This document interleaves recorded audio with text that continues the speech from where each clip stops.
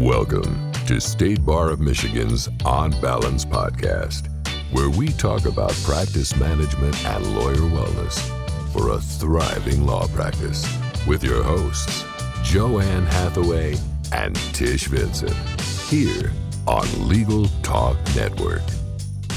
Take it away, ladies. Hello, and welcome to another edition of the State Bar of Michigan's On Balance podcast on Legal Talk Network. I'm Tish Vincent. And I'm JoAnne Hathaway. We're very pleased to have Dr. Liane Davey, psychologist and New York Times bestselling author, join us today as our podcast guest to talk about why you should stop avoiding conflict in the workplace. So, Dr. Davey, would you share some information about yourself with our listeners? Absolutely. It's nice to meet everyone. So I have spent the last 20 years as an organizational psychology expert helping teams, particularly leadership teams, to deal with the messy people stuff so they can get back to business. And about 6 years ago, I realized that it wasn't good enough to only help teams after things had gone wrong. And so I built this other part of my business to help people keep their teams healthy. So now I'm an author and a keynote speaker, and I have a YouTube channel, all with the intention of helping people build the teams that they deserve. Excellent. So most people think of conflict as something to be avoided, at least within law firms. What makes conflict important and valuable? So conflict is something that is a natural and normal part of every organization. So if you think about it, probably you've already had a conflict come up in your day today. So one of the most common conflicts would be that there are two important priorities, things that you could do, projects, say, that you could do that would help develop the firm. You could institute a new customer relationship management system, or you could use that funding to bring on more students or more support staff. And you have to make a tough call about which is going to help the firm more, to automate your marketing or to, add new staff that actually do the hands-on face-to-face tasks. So that's a great example of a conflict that comes up. But there's lots of others. We need to give feedback to somebody. We need to figure out how to share with someone that we think that there's a risk or a problem in their plan. So there is a natural stream of conflict that's just a part of being in any organization. And the problem is that if we as humans avoid those conflicts, then they really pile up and they affect the ability of the firm on a whole bunch of levels. And we can talk more about that. But the basic premise is organizations require conflict. Humans tend to run from it. And so we get into this pretty ugly conflict debt, as I like to call it. So, Liane, what would you say the cost is to a law firm of having insufficient conflict? I think you just touched on that just briefly, but if you could expound a bit, that would be helpful. Yeah, absolutely. So let me talk about it in three different levels. So let's start with the cost to the firm. So at the firm level, the inability to deal with conflict or the unwillingness to raise issues and work through them, it's going to have several effects. So one is it's going to affect productivity, because at some level there are going to be projects or things you need to get done. But if you can't reach a decision, if you can't, create a plan and be ready to go with it, then it's going to affect your productivity. If you don't like conflict, you're not going to bring the right people around the table to make interesting decisions and do new things, so the firm will be less innovative than it would be if you were comfortable with conflict. And the third one is, if you don't like conflict, you're going to leave risks unexposed and therefore unmitigated in the way you're running the firm. So there's all these challenges at the organization level if the people in a firm avoid conflict. So that's the first level. There's a second level, which is there are huge impacts of conflict debt on our teams. So if you think about the allocation of caseload, that's an issue you have to deal with in your team. Who gets what files? Who gets the juicy, awesome, interesting ones, and who gets the dogs that we all know exist? Who has to take one for the team in any given situation? And if you do that and do it in a way that's not perceived as fair, or do it in a way that continues to give the same kinds of things to certain people, then you're not going to grow and develop other people, et cetera, et cetera. So we create a big problem for the team, we have to do inefficient workarounds if we're not good at allocating work. It may be that there are power struggles and issues between, the partners and the lawyers in the firm and the people in the administration of the firm. And if we don't resolve those issues, there's going to be a lot of animosity and our engagement is going to go down. So there's a big cost when we leave conflict debt on our teams. And then the final type of conflict debt is very personal. So if I'm in a situation where I feel I'm not being recognized or rewarded for the contributions I'm making, and I don't say anything and I just tolerate it, then that's getting into conflict debt. And if I don't like the way I'm being treated by a colleague or by my manager, that gets into conflict debt. And the cost of that is very profound because our team members become stressed, they become disengaged, they build resentment toward being a part of the organization or a part of the team. And that's what's contributing to some of our terrible turnover levels, our stress levels, and short-term disability, because people are unsure how to tackle, how to broach these difficult subjects, and so they are taking on that stress on themselves, and we're starting to see the costs to people's health, to their families, to their engagement. So we've got these multiple levels at which the firm is really suffering if we aren't good at conflict, both the business of the firm, the engagement and the staff and the people and the camaraderie in the firm, and then just the very health and well-being of the people in the firm. So the costs are very, very high. It sounds like people kind of default to wanting to avoid a conflict, and then in your language, a conflict debt is accruing, like it's building up. Am I hearing you correctly? Yeah, that's exactly right. So all of these things are requiring us to have conflict, but we as humans, so first of all, we're biologically wired to get along with people in our in-group. So we want it to be harmonious. And that made sense as we were creatures who needed to evolve together. And if you got voted out of the cave, you got eaten by the saber-toothed tiger, and that wasn't so great. So we're built to want to get along and have harmonious relationships. But it goes further than that because we're raised to learn that conflict is impolite or it's not nice.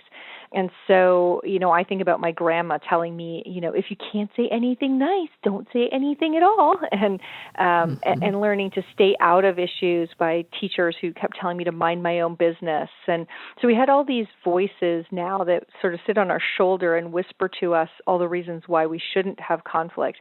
So that's why we get into conflict debt, is because the organization's sending us this steady stream of hard calls, tough choices, and uncomfortable conversations. And the voices whispering in our ear are telling us, don't do it. Just stay out of it, like duck, hope it'll go away. And so that's how we end up in this big conflict debt with this whole mound of issues that need to be surfaced and resolved, but instead kind of pile up and collect this compounding interest of stress. And it's really not a very healthy situation. Liane, can you speak to an organization where there may be one individual in an organization who has been enlightened to your teachings, and there are some other individuals in the entity who are not agreeable to any of this or don't understand it, how they might bring it to their organization so they're not a lone voice in the crowd? Yeah, that's a great question. So if you start to believe this and you start to build up your conflict skills, the last thing you want to do is walk into a conflict avoidant firm and, walk into the boardroom and pull the pin on a conflict grenade.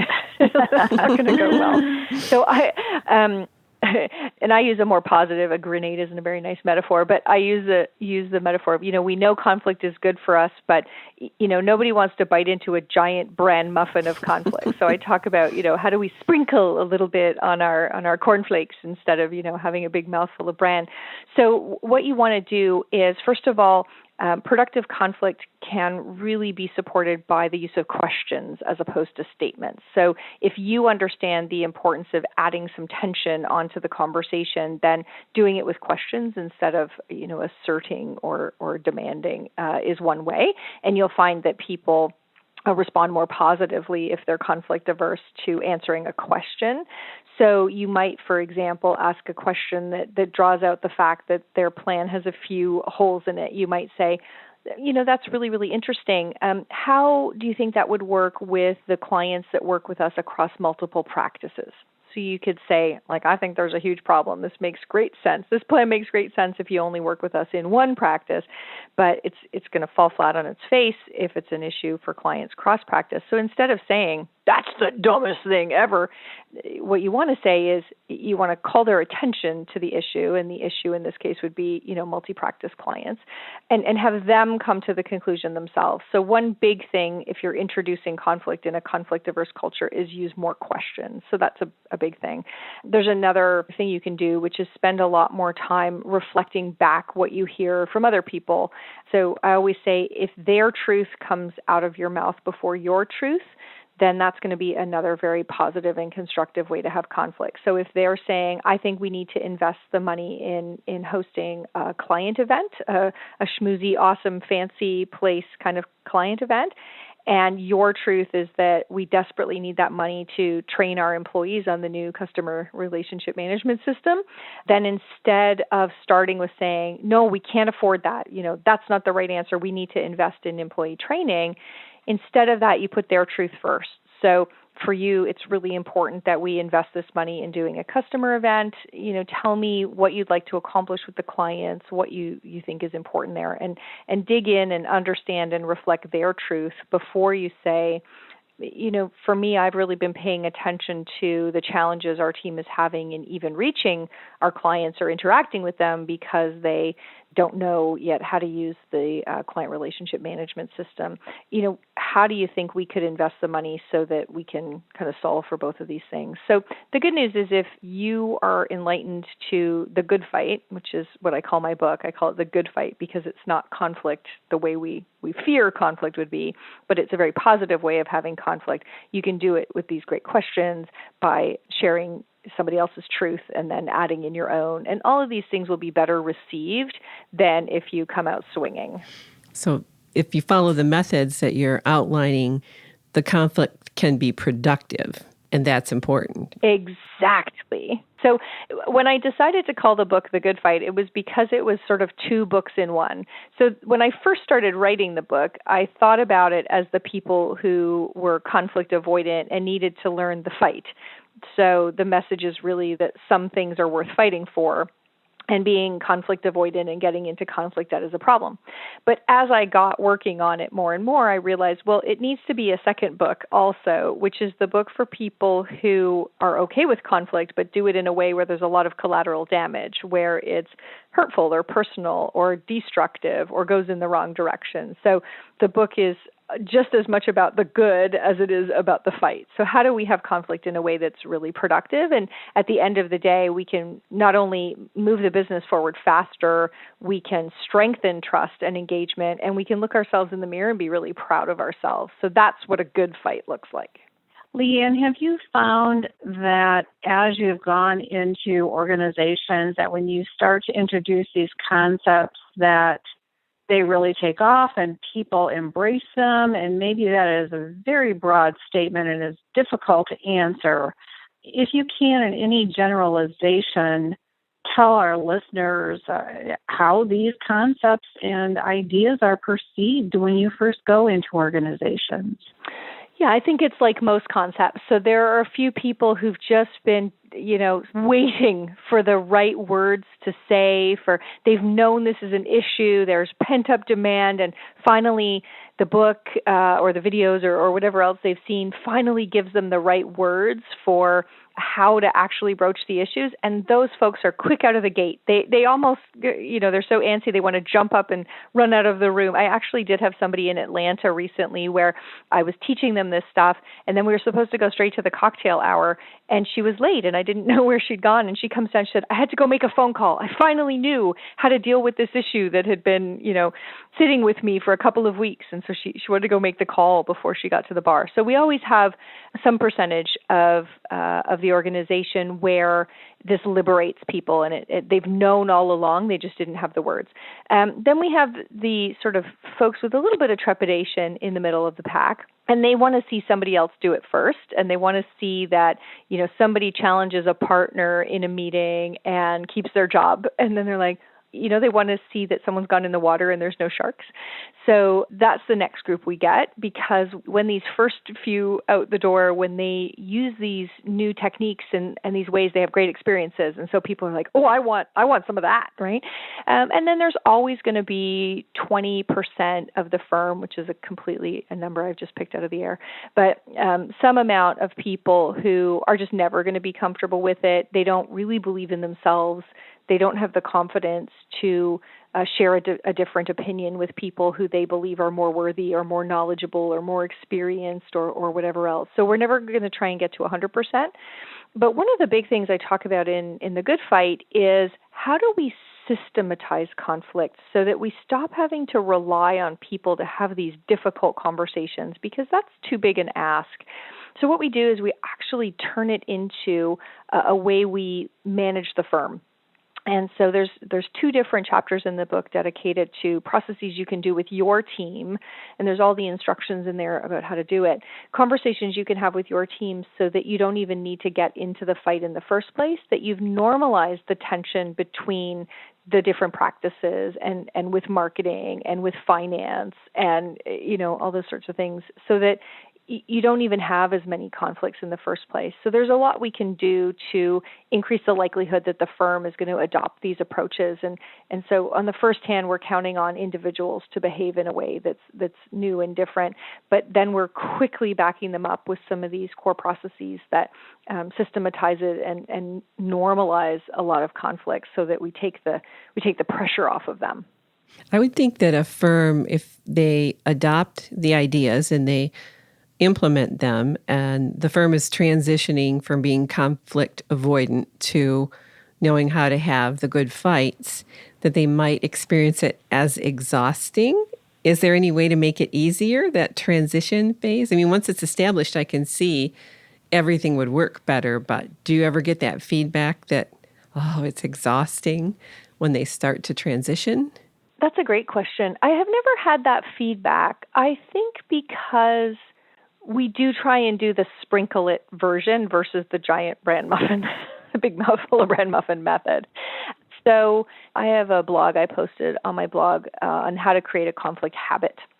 And I give 9 little things, and I've turned it into a cheat sheet. And so maybe what we'll do is put that cheat sheet in the show notes, and your listeners can download it. And it's 9 ways you can sprinkle conflict into your next meeting. So it's little tiny things like represent a different stakeholder.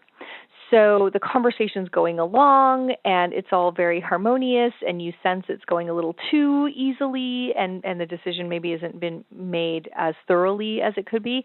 And so you can sprinkle a little healthy conflict by just saying, I think this is a really, really great plan when it comes to our existing clients. How do you think it's going to be perceived by our prospective clients? So all you're doing is sprinkling a little bit of tension on the conversation by sharing a different stakeholder. Or you could say, how do you think it's going to be perceived by the Bar Association? Or what if this showed up in the newspaper? How would it land with the public? So there's these 9 little tiny ways that we can add a little bit of tension. And so in that way, what you're doing is you're building up the muscle slowly so that you don't get to the point of exhaustion or failure. Or what we want to do is start to build it up in a way that it's more manageable, and it doesn't take all your resilience just to have these kinds of discussions. And I think that's important. I really encourage people not to go with the gusto the first time, because then they'll have a bad experience. And we want them to successively build positive experiences and show that conflict makes decisions better. It makes relationships stronger. Feedback, giving somebody a piece of feedback is a great example of productive conflict. If people have been watching someone and everyone in the firm knows that this person needs a piece of feedback that they've never been given, everybody knows the lawyer that, cannot actually get to their point succinctly enough, as an example. Everybody knows this, and nobody's ever said anything. Yeah, I know, everybody does, right? And so, just the practice and the book goes into how do you give feedback effectively. And you give feedback effectively by taking all the judgment out of your feedback and just saying, when you take 2 or 3 minutes to describe this point, the impact is that I think people are missing the potency of your point. how might you arrive at the key message more quickly? And when you give somebody feedback and learn to just have these small ways, first of all, you'll get gratitude in response from the vast majority of people. And that little win will fuel the next, okay, now I'm going to try and give somebody else a little bit of feedback. And so it becomes a virtuous cycle as opposed to something that people see as exhausting. Now, Liane, we all have encountered those people in law firms or other organizations who've been long-term employees who are kind of the backbone, and maybe with all due respect to people named Bertha, maybe the Berthas of the organization who have the attitude like, but we've always done it this way. They are those people who are not akin to change, and why should we change anything? This is the way it's always been done. And they're kind of driving the ship. Is there any particular way that we might address these type of personalities in organizations? Yeah, so first of all, to recognize that these are pretty normal humans, that when we find a formula that works, we are built to stick with it, which makes a lot of sense, right? So if we first of all start not by thinking of this person as resistant to change or a stick in the mud or old-fashioned, but instead if we think of them as a human who's got a formula that's working for them, and so we're going to have to give them a pretty compelling case as to why that formula doesn't work. My tip is that one of the things that works much more effectively is to talk about the future and talk about things outside the firm. So if you start justifying, wow, we're not doing it right, we need to be more efficient, we go to all these things, all of that lands like judgment. And humans, we get very defensive in the face of judgment against us. So you don't want to do that with somebody because then they're going to dig in harder. So what I really encourage you to do is talk about things going on in the future and things going on outside the firm. So let's talk about how professional services are evolving, or let's talk about the fact that there's more and more places where lawyers are being brought in-house to avoid having to pay legal fees, or so what's changing in the environment. And then you can say, for us to be ready, in a couple of years when this really gets going, or the commoditization of law. So artificial intelligence is a great thing you can talk about these days because nobody quite knows enough about it, and it's just scary enough that it makes a great thing to talk about. What if 50% of our practice was automated and we needed to have, a vastly different expense structure? So what would we need to do to thrive in that environment? What would we need to do to be ready for that? And it turns out if you go more future-oriented and you go with things that are outside the firm, then people can be more curious, can be more interested, as opposed to, this isn't that we're doing anything wrong. This isn't that, our firm isn't as good as it needs to be, which means that you aren't as good as a leader as you need to be. But instead, it's just saying we're in this sort of inevitable time of change. How do we be ready for that? And so it's also not saying that we're too late or we're behind, which is, again, judgmental, and saying, where do we need to go and how do we become ready? So that technique works really well because it just doesn't cause that big defensiveness and resistance to kick in. If you had one tip that our listeners could try today, what would you advise them to do? One tip. Okay. I'm going to go with my validation 3-point plan. So let's try this one. So if you feel like you're about to get into an argument and you just think, I can't do it, I don't have the strength, then here's the 3 steps to avoid getting into an argument. So step 1, whatever they just said that's making you want to tear your hair out or scream at the top of your lungs or just break it down and cry in frustration, whatever they just said and whatever, awesome retort you've come up with in your head, don't do it. Instead, say something that validates them, which is exactly the opposite of what you feel like doing. But if we go back to our example of hosting a client event, if they've just said, I think we need to spend $50,000 at the schwankiest country club in town with caviar and champagne and really show our best clients an amazing time, and you want to be like, are you freaking kidding me? What you want to do is say, okay, for you, you think our biggest priority right now is to bring our best clients together, to have a very luxurious experience for them. And I want you to validate them in a way that doesn't have judgment in it. Simply all you're doing is restating what they said.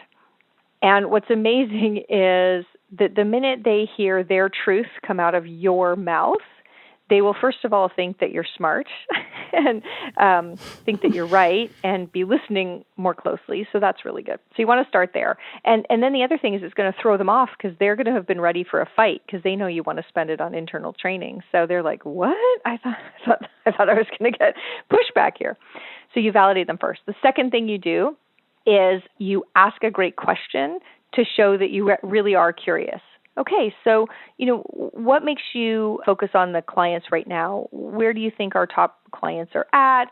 What's the state of our relationship with our top clients? What would be the primary objective in bringing them together for an event?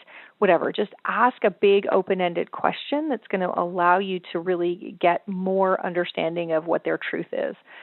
And as they do, start to say, oh, okay, so for you, the truth is that we've grown so large that we've been so focused on growth and business development that we've lost touch with the clients who are actually the lion's share of our business and the ones who will be loyal to us no matter what happens, and we need to reestablish that connection. And as you say that, they'll be like nodding their heads like, well, how did this woman get so smart? That is exactly. And so, first of all, no cue in the situation will tell them that this is a fight. Okay, so we've validated and we've asked great questions and reflected it back. Then we get to pivot. So step 3 is, it's so interesting because at the same time, for me, I'm thinking about, one of the most important things for really being connected to those people is knowing who's touching them, where their files are at, broadening the relationships so we know more and more people within each of those client accounts. And, I think the tool for that is really our new client management system. And if we could learn how to really use that well, it would really serve us. So for me, the priority right now is making sure we can all use that tool. And so then you've shared your truth. And because their truth came out of your mouth first, by this law of reciprocity that human beings work on, they'll listen to what you have to say. And then you engage them in finding a solution, right? So you say, okay, so we got these two truths at the same time. We need to strengthen our connection or reignite our connections with our most important clients. And we need to find a way to sort of broaden and deepen and actually make sure that we've codified and that we've got those relationships somehow in our data. How do we work that? How do we find a way to kind of solve for both of those things? And so that technique, which can also be applied in the following situation. You are sitting at the dining room table when your partner walks in the door and says, oh, I had the worst day. And what you want to say is, you think you had a bad day. Wait till you hear about my day. And we want to invalidate. So it's the exact same technique to go, you did? How come you had a bad day? What happened? And then you ask a question. Oh, what do you think made her do that? That's so weird. And then you say, must be a full moon because I had a terrible day too. Hey, do you think maybe a bottle of wine and binge watch Game of Thrones would help? And so this technique, whether it be with a partner in the firm, a colleague, or somebody at home, the technique of first validate, then ask a question to show you're curious and to learn more, and then pivot and add your truth is the magic wand of healthy conflict. That's brilliant. I think that's a takeaway all our listeners can use. I have a YouTube video all about it if people want more. It's called how to prevent an argument, something like that on YouTube. So it takes you through. The fun thing in that video is I go through all the things that we want to do instead. So I go through all the unhealthy, horrible things we do first before I get to I just gave you the magic wand. Excellent. Thank you. So, Liane, it sounds like the 3 magic words are validate, question, and pivot. Is that correct? I'm trying to get Yes. I'm trying to get those in my Yay. mind because those are the three things I tend to be a prong person, so I can remember those three things and they will be very helpful. Yeah, and the generic principle is just make their truth come out of your mouth before yours does. That's the generic principle. And this validate, question, and pivot is how you do it. But if you can just remember, if their truth comes out of my mouth first, this won't be a fight. Wonderful. Well, it looks like we've come to the end of our show. We'd like to thank our guest today, Dr. Liane Davey, for a wonderful program. Liane, if our guests would like to follow up with you, how can they reach you? So it's just my name is my URL, which is easy, except I have these two really hard to spell names. So it's just LianeDavey.com, and Liane is Liane. So it's like Diane, but with an L. Davey is Davey. So LianeDavey.com. And there is, if you subscribe there, then there are free resources and tips and tools and all sorts of goodness. And certainly any of your listeners, if they have any questions or things that they would like me to cover in my weekly blog or do a quick video on, they can just send that right into me through the website, and I will get back to them with some tips and tools that they can use in their own firm right away. Thank you, Liane. This has been another edition of the State Bar of Michigan On Balance podcast. I'm JoAnne Hathaway. And I'm Tish Vincent. Until next time, thank you for listening. Thank you for listening to the State Bar of Michigan On Balance podcast, brought to you by the State Bar of Michigan and produced by the broadcast professionals at Legal Talk Network. If you'd like more information about today's show, please visit LegalTalkNetwork.com. Subscribe via Apple Podcasts and RSS. Find the State Bar of Michigan and Legal Talk Network on Twitter, Facebook, and LinkedIn. Or download Legal Talk Network's free app in Google Play and iTunes. The views expressed by the participants of this program are their own and do not represent the views of, nor are they endorsed by Legal Talk Network or the State Bar of Michigan, or their respective officers, directors, employees, agents, representatives, shareholders, and subsidiaries. None of the content should be considered legal advice. As always, consult a lawyer.